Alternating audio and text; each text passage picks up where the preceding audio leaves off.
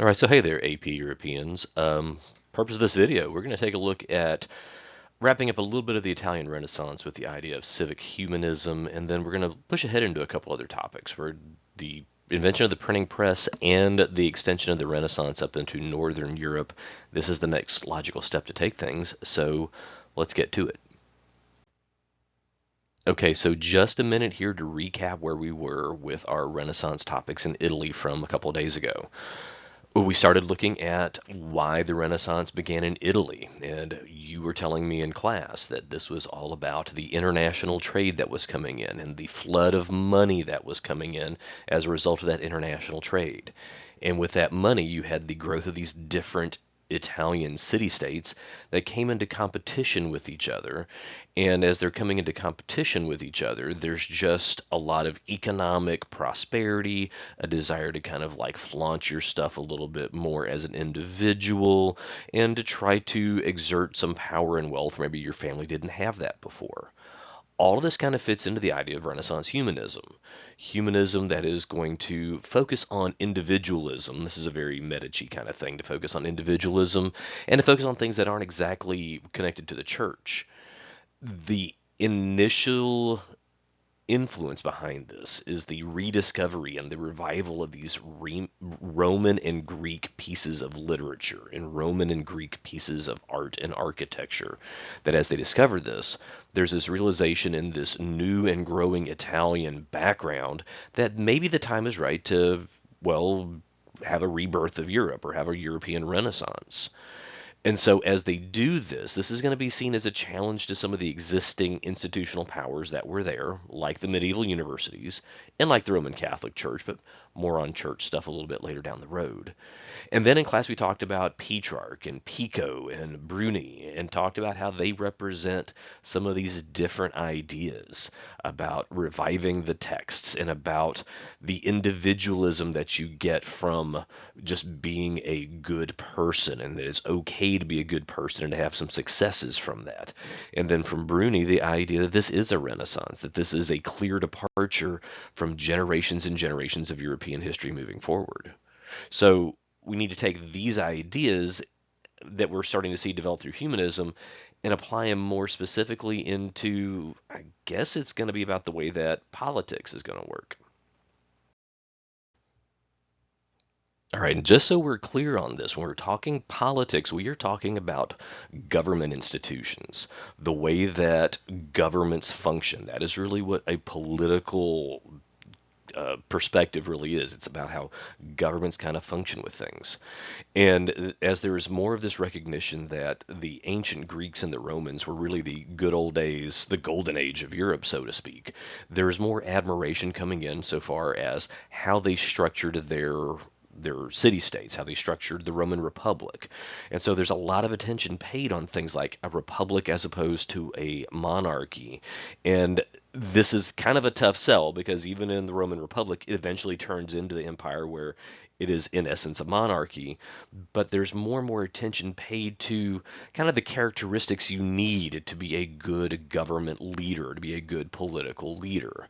And this is again happening outside of any kind of religious context.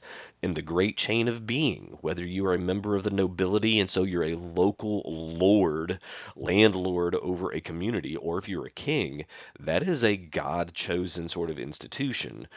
But these kind of civic humanists, these Italian Renaissance guys that are focusing on how to build a right and proper government system, they're kind of using Greeks and Romans to build some secular models for types of behavior. So when it comes down to individual behavior, how you should really behave as a proper man of society, the guy we turn to, his name is Baldassare Castiglione. And in the late 15th and early 16th century, he is a member of the Florentine Republic. He is a fairly elite member of society. Look, everybody we're talking about in here is a fairly elite member of society, either because they've made money for themselves or because they are born into a level of nobility. But this isn't just like this, we're not talking like the normal working class folks. Castiglione writes this book, published in 1528, called The Book of the Courtier. You've read about it a little bit if you've been paying attention in your reading in the textbook. But the Book of the Courtier is basically telling you like the rules of society, how to be a successful member of the court. And here, this isn't like a court of law. This is like a court, as in a court of nobility, a republican court, where they are kind of talking through some of the decisions that are going to influence how their city state is going to function. And Castiglione kind of writes this out as a how-to manual, and this is pretty widely circulated across Italy and a little bit later on into parts of Northern Europe, so much so that we're still talking about it almost 500 years later, right? So this is a pretty influential book so far as like those types of um, rules that members of the nobility need to follow. When it comes down to specific political behavior, though, our guy is Niccolo Machiavelli. Machiavelli writes this book in 1513 called The Prince. When he writes this book called The Prince, he is actually in exile from the Medici family in Florence, and he writes this book kind of in private, and it's not even going to be published until the 1530s, a few years after Machiavelli dies. His book called The Prince is kind of a how-to guide about how to be a good political leader. And this book is extremely influential. If you've not heard of Machiavelli before this moment or before this chapter when you've been reading, you will kind of commit him to memory because he is somebody that kind of comes up over and over and over again. He's not always talking about how a leader needs to be proper and virtuous. He is giving real advice about how a leader can consolidate power, and sometimes that means doing things that might not be considered completely moral. I'm going to kind of leave a little bit of things hanging right here because I know there is a plan in class. We're going to read some excerpts of Machiavelli so we can get a better read on him, figuratively and literally. We need to kind of understand where he's coming from because Machiavelli is going to have like some long-term impact over the next several centuries. Now, these works from Castiglione and Machiavelli, they're going to have some shorter term impact, but we got to get to a piece of technology before we can actually start to see this impact spread across other parts of Europe. Okay, so before we jump all the way into the printing press, two things to talk about very briefly here. One, in the top right corner, TSI stands for technological and scientific innovation. So this is a different theme. So this is really focused on a piece of technology and how it's going to have an impact on cultural and intellectual developments in modern European history. I'm reading that off the top of the screen there. Second thing is like if it is troubling you that we kind of skipped a number, we're going to come back and look at 1.3 here in just a minute.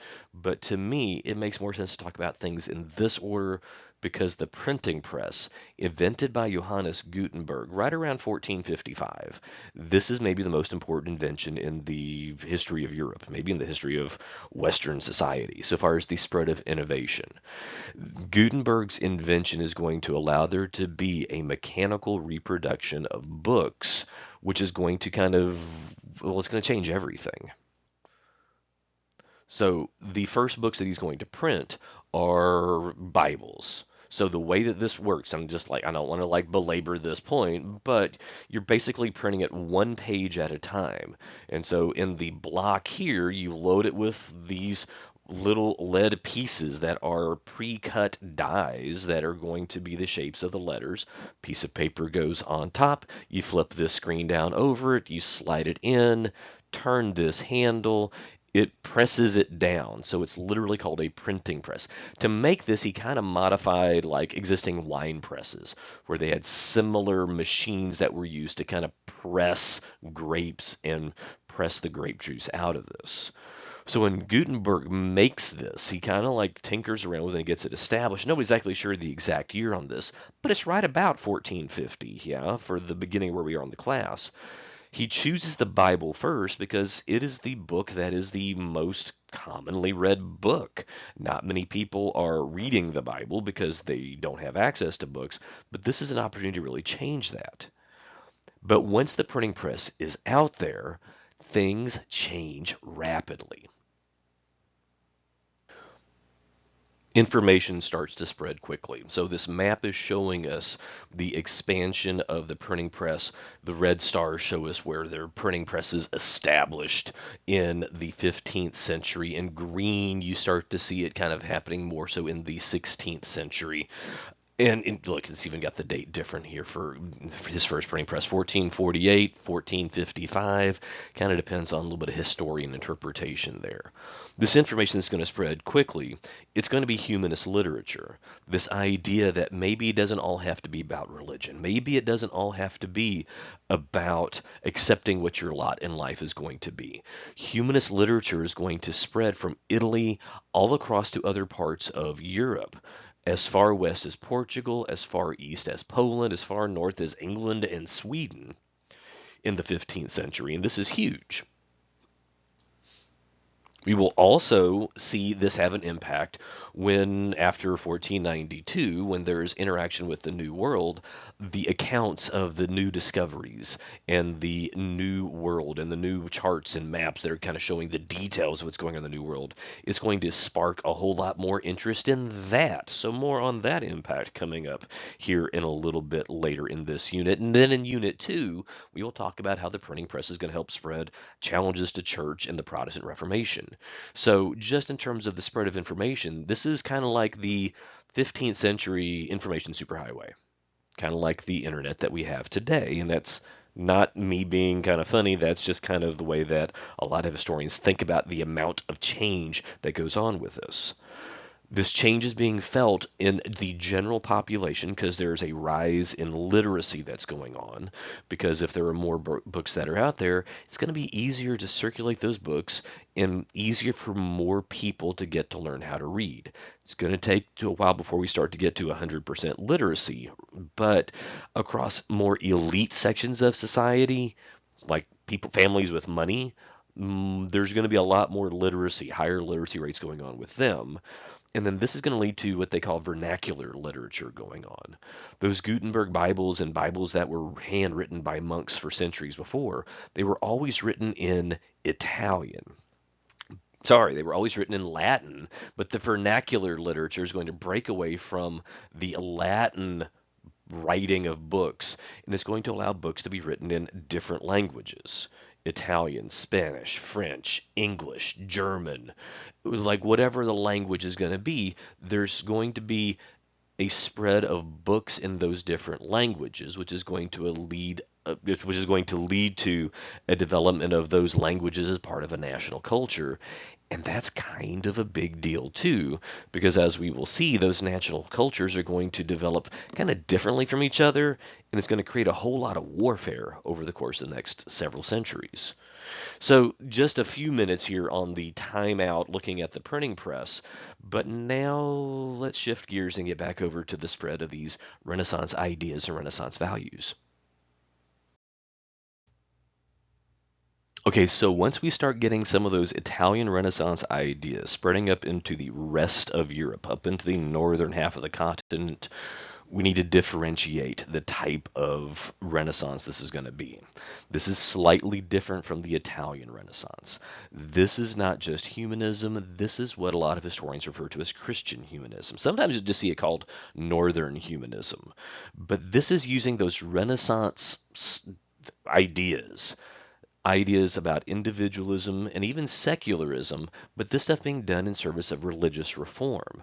That when they're seeing that there's a path that needs to be taken to help improve society, up in the northern part of the continent, there's a lot more emphasis on trying to reform the church, not break away from the church, at least not yet, here in Unit 1, but this is designed to help just try to make things better.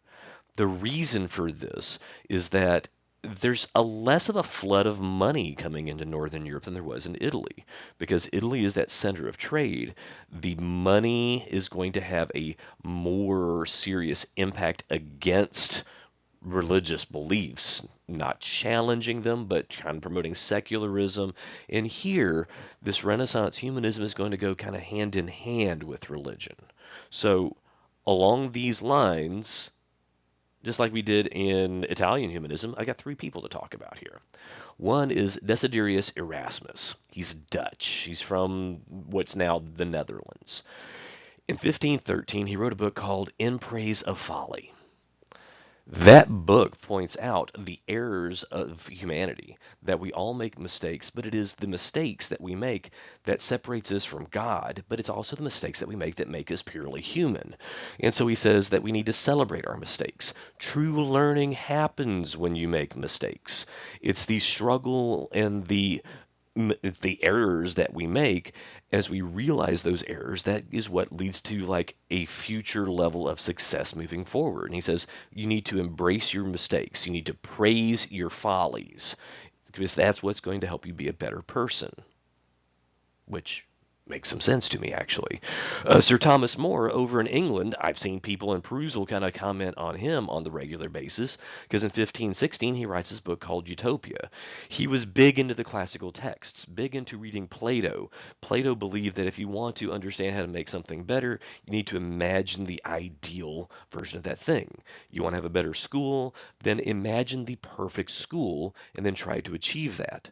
Thomas More tried to imagine the perfect society, which is what he calls utopia. In this perfect society, he basically says that there is no rich and poor. Everybody is the same in terms of like the property ownership and the level of wealth. And this sounds, and I've seen people kind of make the connection, this sounds like communism or socialism, but he's not thinking that far ahead. He's basically just saying, what can we do to eliminate some of the poverty that, well, like 16th century Europeans are suffering in? So he is really just kind of talking about how to make something perfect in such a way that we can have a goal to achieve, to try to achieve later on. And then finally, we have Francisco Jimenez de Cisneros. He is a Spanish monk that in the early 15th century, he's not really the author of this, but he is the compiler of what is called the Complutensian Polyglot Bible. This is basically a three-language Bible. There's three columns on a page. One column is the Bible written in Latin. On the second column, middle column, is the Bible written in Greek, and in the third column is the Bible written in Spanish, because he is trying to go through old translations of the Bible and trying to come up with a perfect translation that can not only be used to spread the word of God within the church, but do it in such a way that it's going to be able to spread to more people, because he's also doing this in Spanish. This is going to allow more access to more people for reading the Bible. It's going to spread literacy and education, and it's also going to use a humanist value of going back and trying to rediscover old copies of the Bible so you can try to get a more perfect rendition of this. So real quickly, three kind of closing thoughts on these three guys. One, I want you to notice that they represent different parts of Europe. I know Spain's not exactly it's not really Northern Europe, but this is the Renaissance and some of these Renaissance ideas that are clearly sort of expanding well beyond what you get inside just Italy. Secondly, all three of them are kind of taking this in a religious angle. And praise of folly is to celebrate our mistakes, because by making ourselves better people and learning from our mistakes, that puts us closer to God. Thomas More's Utopia is really trying to envision a way to achieve a level of heaven on earth, and Cisneros is really doing everything he can do, given the context, to try to spread the word of the Bible to more and more people. So they're all trying to lead religious reform of what's going on, and even though they're not really part of like a Protestant Reformation, when we get to Unit 2 and we get to Martin Luther, he is doing his initial working pretty much at the same time as these guys. Luther wrote letters back and forth with Erasmus and Thomas More. These people knew each other, and the fact that they can write letters and share copies of each other's books, it's yet another example about how this new European culture is spreading far and wide. All right, so thanks for listening. Thanks for making it to the end. I will catch up with you again a little bit separately so we can see what we can do to help review and lock in the information we've been covering on these topics. Thanks.